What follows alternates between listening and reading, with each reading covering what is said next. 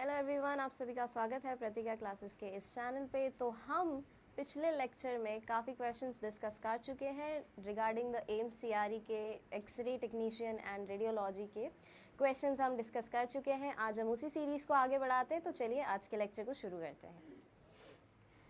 तो आज का पहला क्वेश्चन है In fluoroscopic imaging, what is the primary reason for using pulsed mode X-ray beam and how does it affect the temporal resolution and the patient dose compared to continuous fluoroscopy?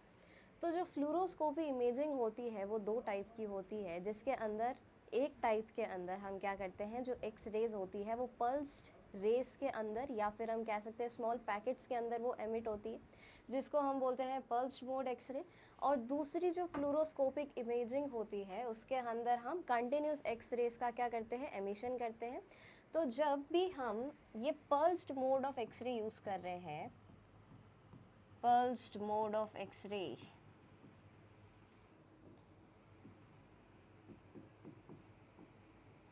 हम ये कब use करते हैं, जब हमको real time moving images देखनी होती है। क्या देखनी होती है? Real time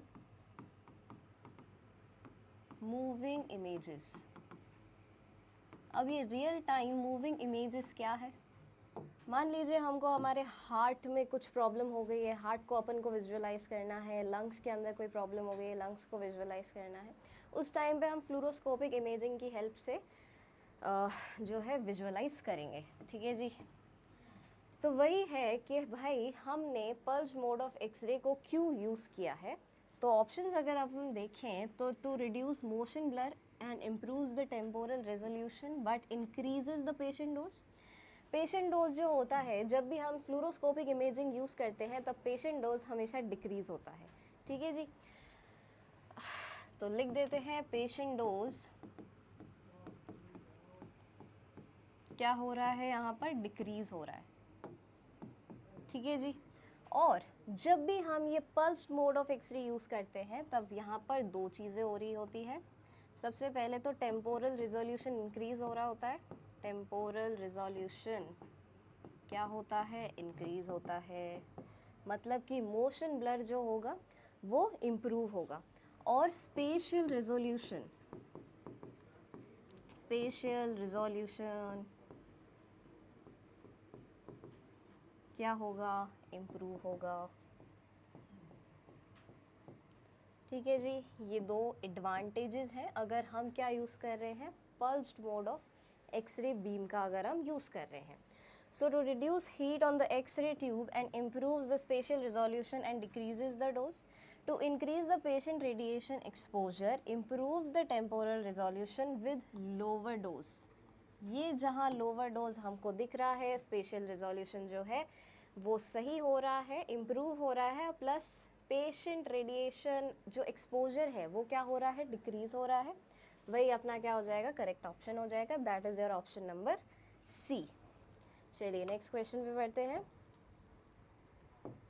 So in digital radiography, what is the effect of increasing DEL element, that is your detector element, size in flat panel detector?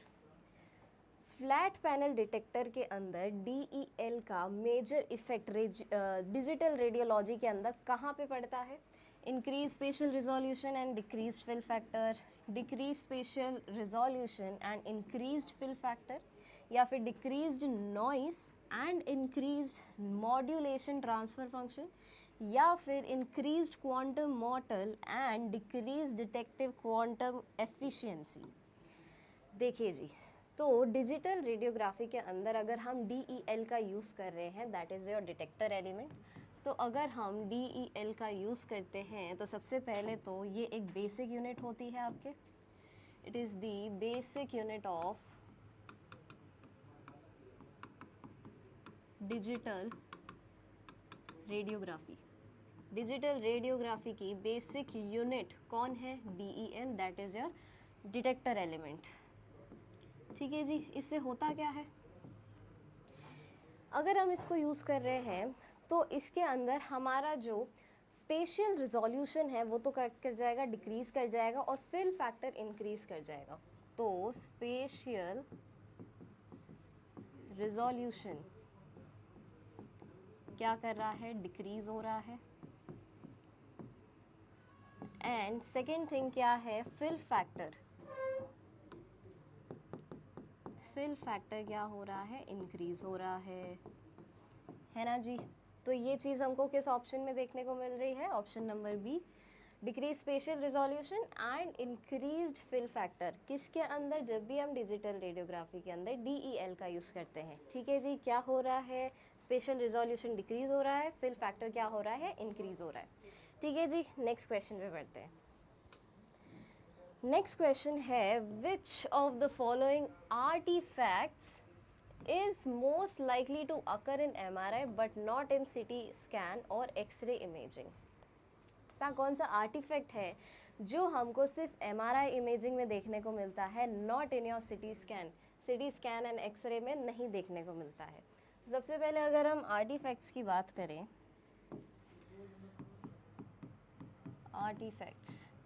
Artefacts का मतलब क्या होता है, किसी भी चीज़ का एरर आ जाना या फिर फॉल्स अपीयरेंस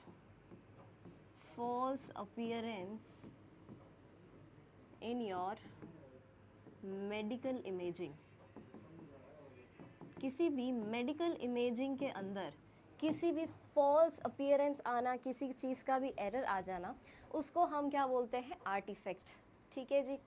फिर अगर हम बात करें तो हमको कौन सा ऐसा आर्टिफैक्ट है जो कि सिर्फ MRI के अंदर देखने को मिलता है, तो वो होगा बीम हार्डनिंग। नहीं, ये हमको किस में देखने को मिलेगा, CT स्कैन के अंदर। मोशन आर्टिफैक्ट, ये हमको एक्सरे के अंदर देखने को मिलेगा। केमिकल शिफ्ट आर्टिफैक्ट जो है ये हमको MRI में देखने को मिलता है। किसके अंदर, MRI में। कौन सा, केमिकल शिफ्ट आर्टिफैक्ट कहाँ देखने को मिल रहा है, MRI इमेजिंग के अंदर देखने को मिल रहा है। अब ये जो केमिकल शिफ्ट आर्टिफैक्ट है ये हमको क्यों दिख रहा है, ऐसा क्यों रहा है कि भाई इसकी वजह से कि केमिकल शिफ्ट आर्टिफैक्ट हो रहा है। तो हमारी बॉडी के अंदर दो लेयर प्रेजेंट होती है, एक लेयर होती है फैट की, एक लेयर होती है वाटर प्रोटॉन्स की। तो हमारे मैग्नेटिक फील्ड के अंदर दोनों की फ्रीक्वेंसीज क्या होती है, अलग अलग होती है। उन दोनों की फ्रीक्वेंसी अलग अलग होने की वजह से ही केमिकल शिफ्ट आर्टिफैक्ट प्रोड्यूस होता है। ठीक है जी। तो क्या बोला मैंने बोला कि इन आवर बॉडी, हमारी बॉडी के अंदर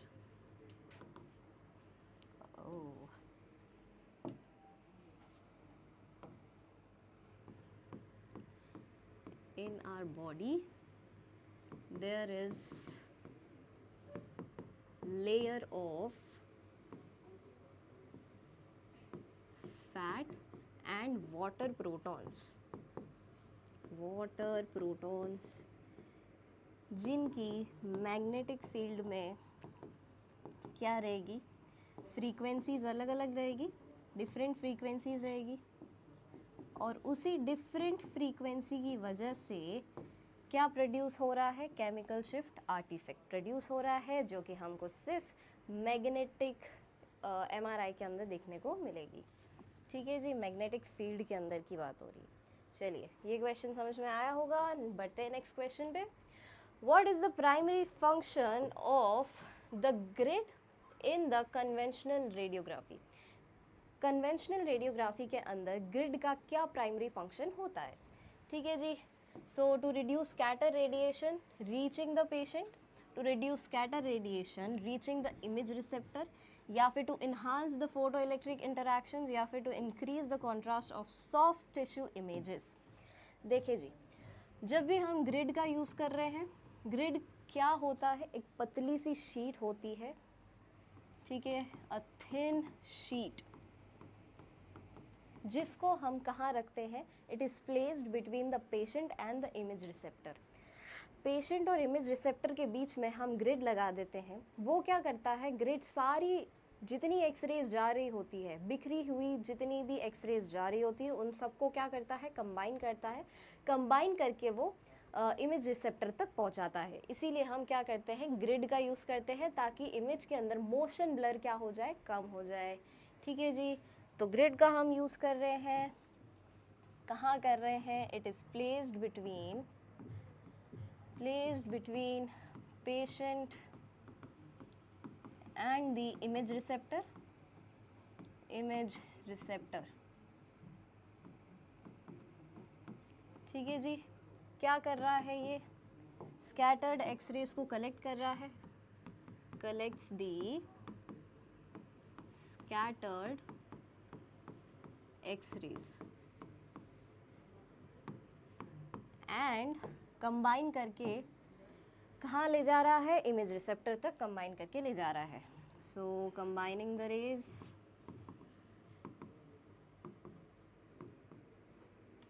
कहाँ पहुँचा रहा है? To the image receptor.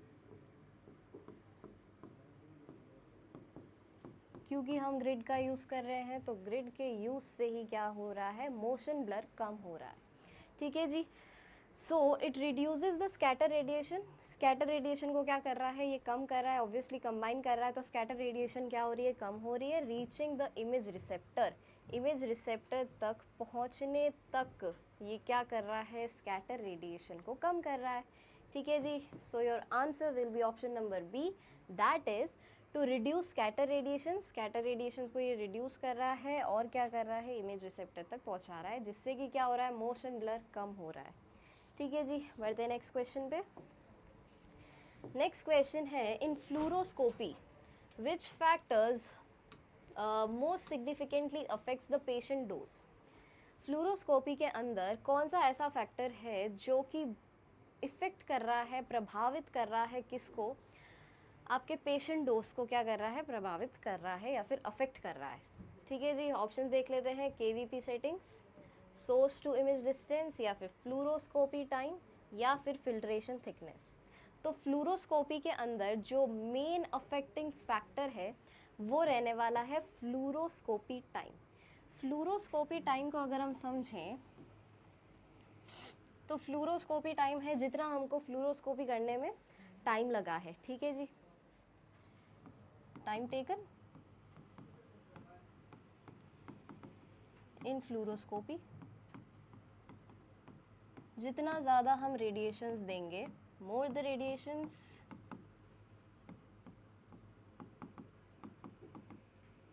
उतना ही क्या होगा? पेशेंट डोज इंक्रीज हो जाएगा. पेशेंट डोज क्या होता रहेगा? इंक्रीज होता रहेगा, है ना जी. जितनी ज़्यादा हम रेडिएशंस देते रहेंगे उतना ही ज़्यादा पेशेंट डोज बढ़ता रहेगा. तो most affecting factor for fluoroscopy on the patient dose क्या हमने दिया? That is your fluoroscopy time. ठीक है जी, फ्लूरोस्कोपी टाइम क्या है? मोस्ट अफेक्टिंग फैक्टर है. मोस्ट अफेक्टिंग फैक्टर लिख देते हैं.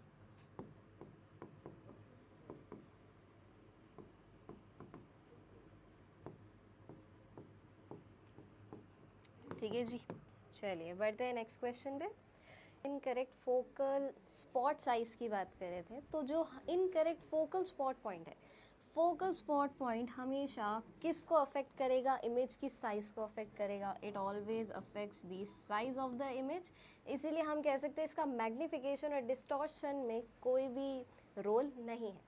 इनकरेक्ट एसआईडी की अगर हम बात करें, ये भी किस में जाएगा? साइज़ को ही अफेक्ट करेगा.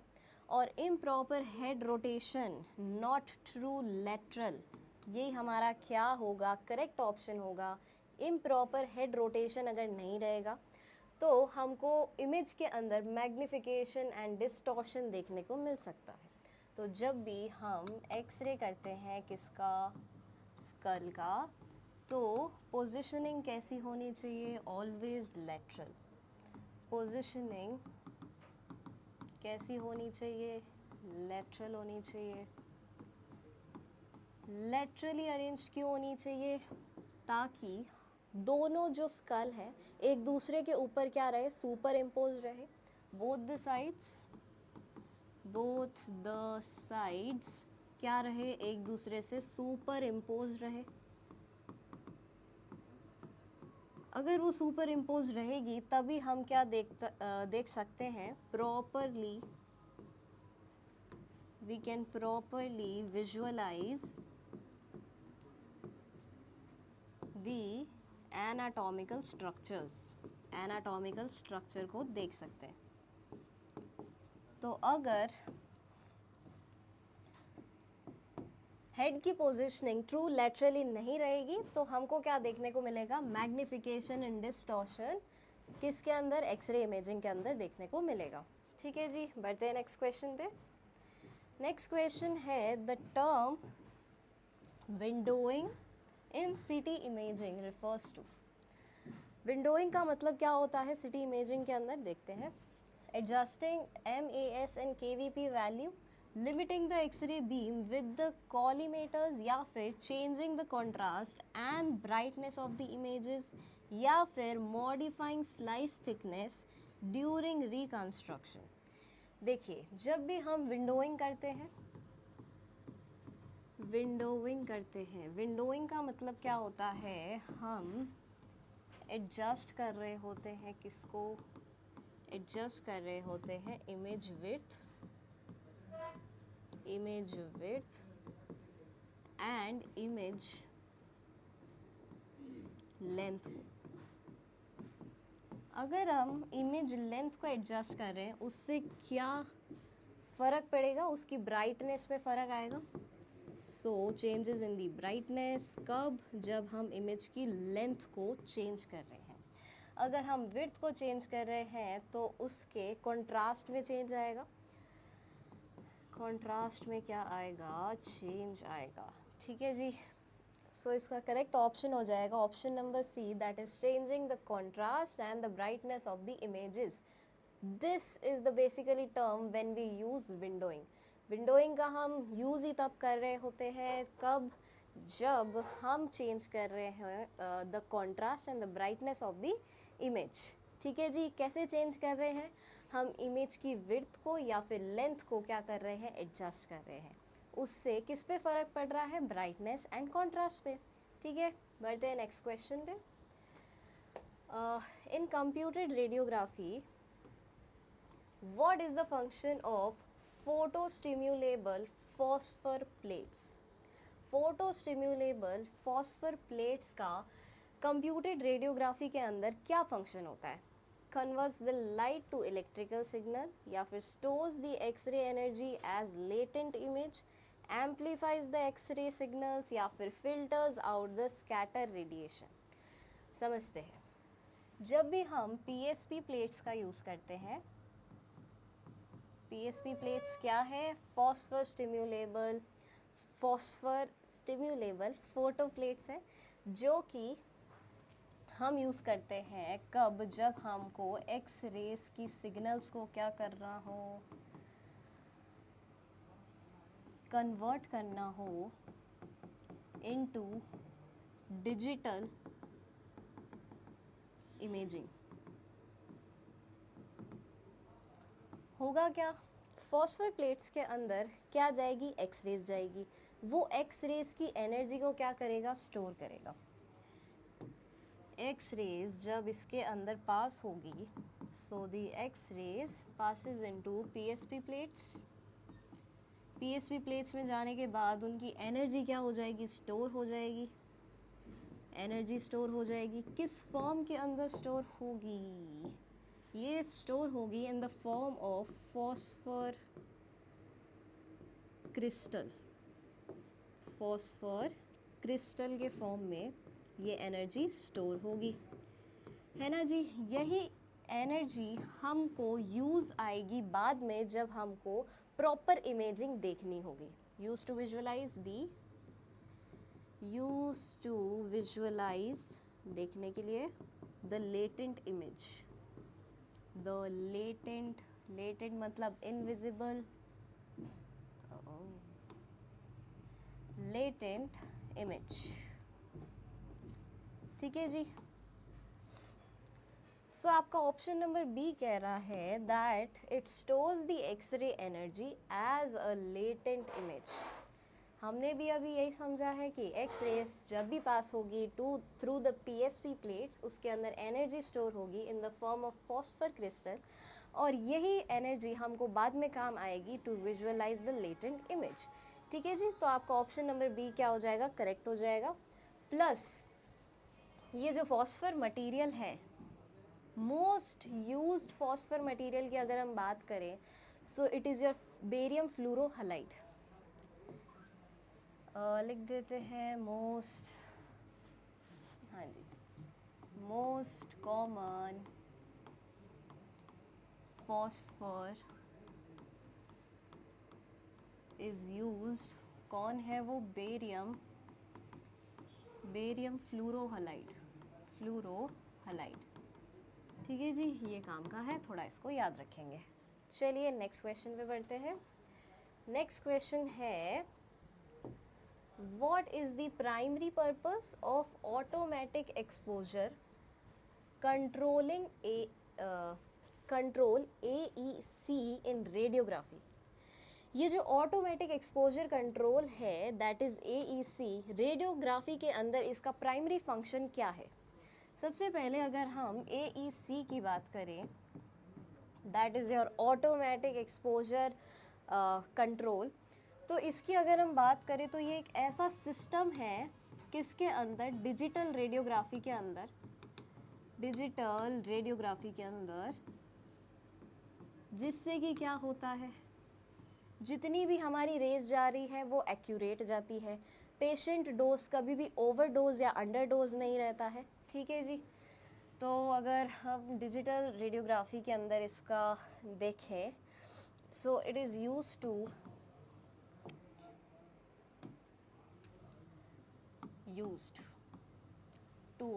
terminate the exposure based on detector signal, detector signal।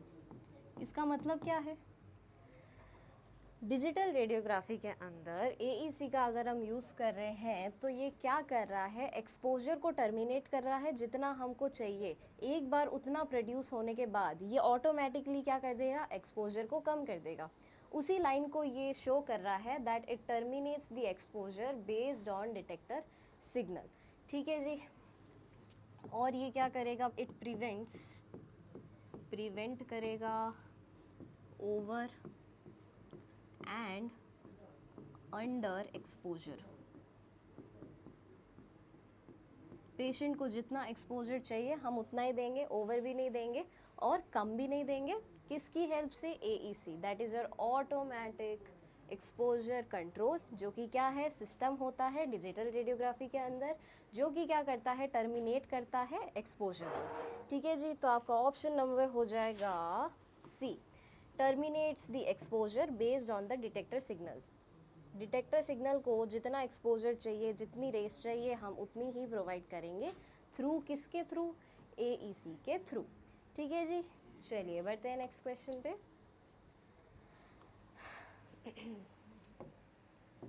Which factor most strongly affects the contrast resolution in digital radiography? Digital radiography के अंदर कौन सा ऐसा फैक्टर है जो कि कॉन्ट्रास्ट रिजोल्यूशन को अफेक्ट कर रहा है? ठीक है जी, matrix size, pixel size, bit depth या फिर फिल फैक्टर। देखिए, जब भी डिजिटल रेडियोग्राफी के अंदर अगर हम कॉन्ट्रास्ट रिजोल्यूशन की बात करते हैं तो इस कॉन्ट्रास्ट रिजोल्यूशन को अफेक्ट कौन कर रहा है? बिट की डेप्थ। बिट की डेप्थ ही किसको कंट्रोल कर रही है, किसको अफेक्ट कर रही है? कॉन्ट्रास्ट रिजोल्यूशन को। ऐसा क्यों? बिट डेप्थ को अगर हम समझें तो बिट डेप्थ होती क्या है? बिट डेप्थ वो डेप्थ होती है या फिर वो बिट्स होते हैं, the bits which are used in making up an image, making up an image. इन्हीं बिट्स की